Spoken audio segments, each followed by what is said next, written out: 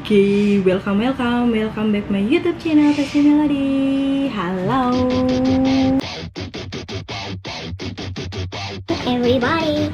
Oke, gimana kalian di rumah saat ini? Masihkah kalian di rumah saja? Masihkah kalian stay at home? Bagaimana? Ya, jadi karena adanya virus pandemi atau COVID-19 ya, jadi pembelajaran atau kerja, makan, minum, apapun ya, itu harus dilakukan di rumah, tidak boleh di luar. Jadi tidak boleh keluar agar terputusnya virus ya kan, virus yang menyebar tuh. Jadi kita juga tidak boleh saling menyentuh, ingat selalu mencuci tangan. Oke, kesempatan hari ini, asik. Pada kesempatan yang berbahagia ini ya, kita mau ngapain? Jadi kita akan belajar tentang apa? Jadi kita akan belajar tentang panas dan perpindahannya. Itu di bab 6 dan bab 7 khusus untuk SD. Kemudian ada di SMP juga dan ada di SMA. Oke, nah, jadi kita mulai aja ya. Panas dan perpindahannya. Panas itu nama lainnya adalah kalor. Nah, panas atau kalor itu apa? Jadi panas dan kalor adalah salah satu bentuk energi yang berpindah dari suatu benda ke benda yang lain. Ya, alat ukur kalor itu disebut kalorimeter. Ya, sedangkan energi panas yang dihasilkan oleh panas bumi dinamakan geotermal. Geo itu artinya panas dan termal artinya bumi. Jadi panas bumi adalah geotermal.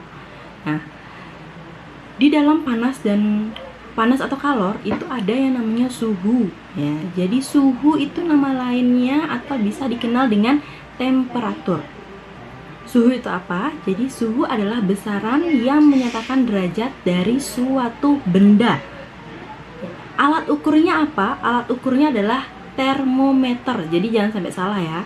Jadi untuk mengukur kalor itu dinamakan kalorimeter. Kalau mengukur suhu atau temperatur disebut termometer ya. Sama-sama meter tapi depannya agak beda ya. Satu kalori, satunya termo. Oke, kita lanjut ke yang kena. Di perpindahan panas dan kalor ini ada 3 jenis perpindahan. Apa aja? Yang pertama adalah konduksi, kedua konveksi, ketiga radiasi. Konduksi itu apa? Konduksi adalah perpindahan kalor tanpa disertai perantara. Kalornya pindah, ya kan? Kalornya pindah, tapi zatnya tidak ikut pindah. Zat atau molekul-molekul di dalam benda itu tidak pindah. Sedangkan untuk konveksi itu mirip sama seperti konduksi, hanya konveksi itu perpindahan kalor yang melalui zat perantara. Konveksi itu ada zatnya, ada perantaranya, dan zat perantaranya juga ikut pindah. Jadi ada perantaranya, zatnya juga ikut pindah. Beda halnya dengan konduksi. Kalau konduksi itu perpindahan kalornya tanpa disertai zat perantaranya. Sedangkan kalau konveksi itu keduanya pindah. Kemudian yang ketiga ada namanya radiasi. Kalau radiasi itu perpindahan panas tanpa perantara. Langsung aja dia pindah. Jadi nggak ada perantaranya. Oke? Jadi nggak pakai calo ya men. Nah, kemudian contoh dari konduksi itu apa? Ya, contoh peristiwa yang ada di kehidupan kita sehari-hari itu yang pertama adalah mentega yang dapat meleleh jika dipanaskan. Ya, jadi kalau misalnya kalian masak nasi goreng tuh pakai mentega, pastinya api nyala dong kan? Nyala, mentega lama-kelamaan akan meleleh. Kemudian contoh yang kedua adalah knalpot motor ya kan? Knalpot motor dihidupkan, semakin lama knalpot itu akan semakin panas. Itu juga disebut dengan proses konduksi.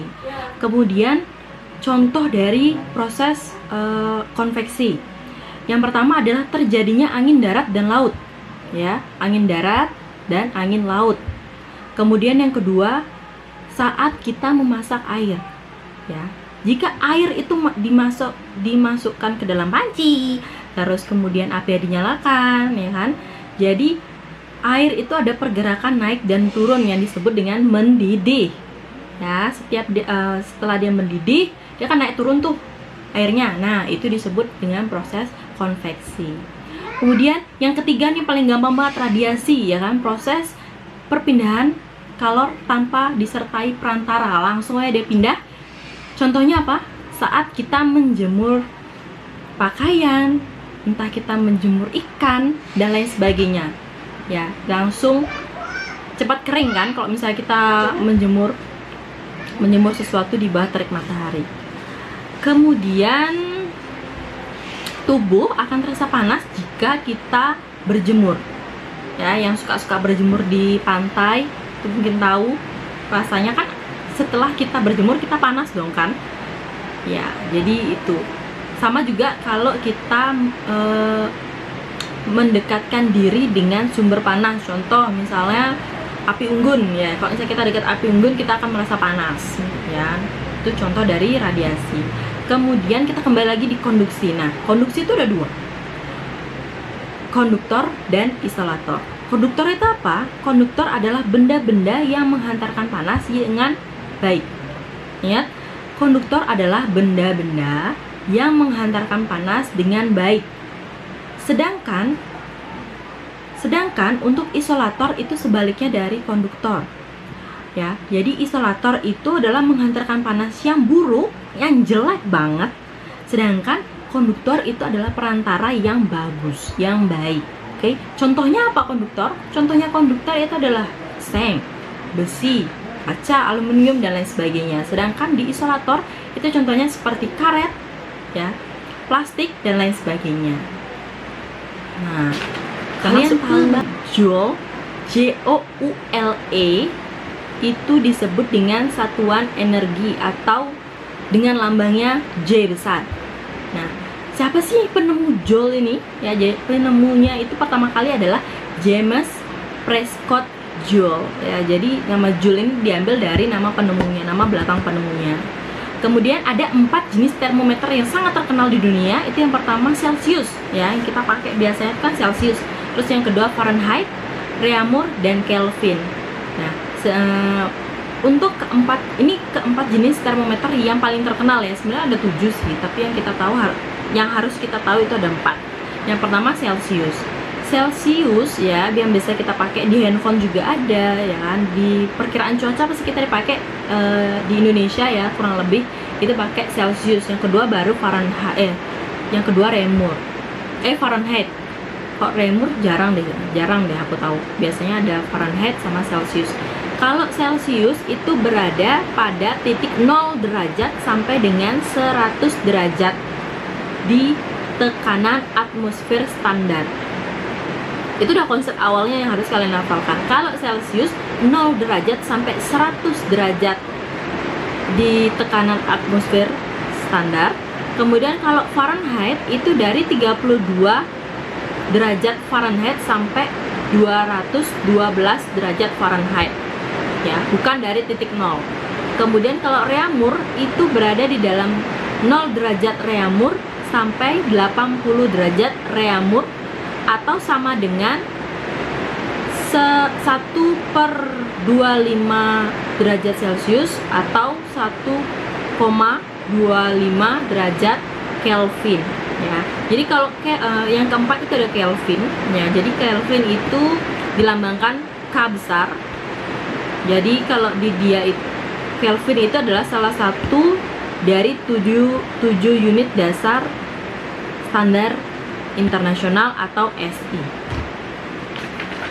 Nah, kemudian ya, ini sebenarnya sering banget kita dengar, sering banget kita lihat prosesnya, sering banget terjadi di kehidupan kita. Ada 4 macam, Jadi ada 6 macam perubahan wujud benda, dari padat, gas, dan cair. Apa aja? Yang pertama itu ada mencair, kemudian ada menguap, mengembun, mengkristal atau deposisi, dan yang kelima menyumblim. Terus ada menguap. Mencair itu dari padat ke cair, ya kan? Mencair dari padat ke cair. Contohnya seperti apa? Es batu yang didiamkan di lingkungan di luar kulkas. Yang terjadi adalah dia meleleh kan, itu disebut mencair. Kemudian mentega yang dipanaskan, itu juga termasuk mencair. Kedua itu ada membeku, itu kebalikan dari mencair ya. Contohnya kayak gimana? Air yang dimasukkan ke dalam freezer dia akan membeku atau berbentuk benda yang padat. Kemudian yang sering kita makan agar-agar, ya kan? Agar-agar atau Nutrijel itu dari cair ke padat. Walaupun tidak dimasukkan ke dalam freezer atau kulkas, dia tetap akan bisa menjadi benda yang padat. Kemudian ada menguap. Nah, menguap itu adalah proses di mana air yang dipanaskan akan mendidih, ya kan? Ada deh yang keluar kayak asap-asap itu. Nah, itu yang namanya menguap. Kemudian pakaian dijemur di bawah sinar matahari, itu juga bisa. Kemudian alkohol atau cairan parfum. Nah, yang dibiarkan tidak ditutup, itu akan lama-kelamaan akan berkurang. Itu dinamakan menguap. Kemudian yang keempat ada mengembun. Nah, proses mengembun ini bisa kita lihat setiap hari. Yang pertama, rumput atau tumbuhan yang di luar rumah, ya kan, itu akan basah walaupun sebelumnya tidak hujan. Dan yang kedua itu ada air atau es batu yang dimasukkan ke dalam gelas, ya kan. Lama-kelamaan dinding luar dari gelas itu akan basah. Nah, itu disebut namanya mengembun. Kalian bisa mempraktekkan itu di rumah. Kemudian mengkristal atau deposisi. Nah, itu adalah terbentuknya butiran es salju dari uap air di awan. Jadi di awan tuh kan, kalau misalnya di Indonesia tuh kan nggak ada salju ya. Kalau di luar negeri ada salju nih, kayak Korea, Jepang, Cina, kalau nggak salah ada di bagian-bagian Eropa ada. Kalau di Indonesia ada di Papua, tapi ya di gunung itu Papua. Kalau di Bali nggak ada. Bali, di Jawa, di Sumatera nggak ada. Kecuali itu buatan, ya kan? Nah, kalau mengkristal itu kan dibilang terbentuknya butiran es salju dari uap air di awan. Prosesnya seperti hujan, hanya saja pas turunnya dia ada butiran-butiran es. Nah, itu yang disebut dengan salju, yang dikenal dengan salju. Oke, tapi itu ada di beberapa negara saja, tidak semua negara akan mengalami mengkristal. Kecuali misalnya dibuat ya. Jangan salah loh ya, ntar dibuat, kecuali dibuat. Terus yang terakhir, yang keenam itu adalah menyumblim. Contohnya seperti apa? Kapur barus, kalian tahu? Kapur yang warna-warni yang bisa dimasukkan ke dalam lemari, atau biasanya ada di kamar mandi yang warna-warni yang bulat-bulat. Nah, itu lama-kelamaan nggak dia papain, mereka bisa habis. Bukan berarti sulap, ya kan? Mereka habis aja. Tuh. Oke. Nah, cara gampang kalian menghafalinya adalah cair ke padat, ya. Cair ke padat itu bisa mencair dan juga bisa membeku. Dari cair ke padat itu membeku, dari padat ke cair itu mencair. Kemudian kalau dari padat ke gas dinamakan menyumblim, ya. Kalau gas ke padat itu namanya mengkristal. Kalau cairan sama gas, kalau cairan ke gas itu dinamakan menguap. Kalau gas ke cair dinamakan mengembun. Ya, yang perlu kalian ingat adalah kalau padat sama cair, membeku lawan katanya mencair, ya. Menyumblim lawan katanya mengkristal, ya. Cair dan gas, ya. Jadi menguap lawan katanya mengembun. Oke? Sebenarnya panas dan perpindahan itu nggak susah. Kalau misalnya kalian mau menghafal, kalian mau melihat sekitar kalian, pasti bisa. Oke? Nah, karena sudah dijelasin panjang lebar banget di depan, jadi di bawah ini ya, di bawah di description box itu ada link ya, dimana kalian bisa ngeklik di sana dan kalian ngapain? Nanti kalian masuk ke dalam kayak form belajar gitu ya. Jadi nanti kalian di situ ada 10 soal ya tentang IPA ya, tentang perpindahan panas dan perpindahannya. Itu ada 10 soal, kalian bisa jawab untuk latihan PTS kalian. Oke, semoga berhasil dan pastikan kalian juara. Oke, goodbye. Jangan lupa to subscribe and like.